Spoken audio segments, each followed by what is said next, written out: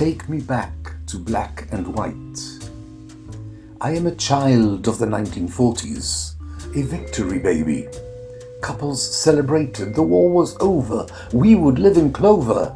That was a certainty, there was no maybe. Wedding bells rang out each day.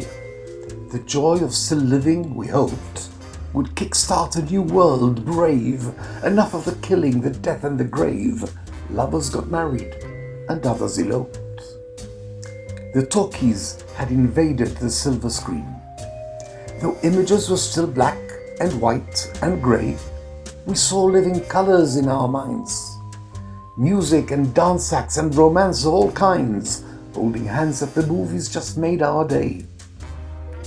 The next 70 years were a maelstrom, as liberated minds gave way to liberated manners and morals and more. New music, art, fashion invaded every shore. We loved it and followed, blind to its exponential decay. For while science and knowledge advanced in leaps and bounds, the old ways were lost. Faith and gods were tumbled and tossed. We wanted it all, to run with the hare and hunt with the hounds. Colours and fashion exploded. Music was everywhere, some good, some rap. And on screens of TVs, PCs and cell phones, ever more naked images excited our hormones. Old knowledge fell to the new in a widening gap. Into that gap we too were falling, but thought we were flying instead.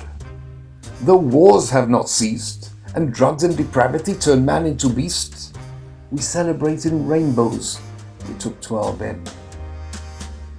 An opposite tide is rising.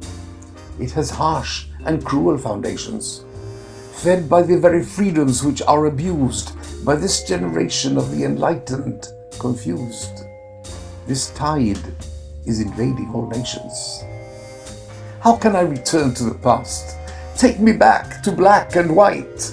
I can no longer handle this era libertine, swamping musical lyrics and images on screen.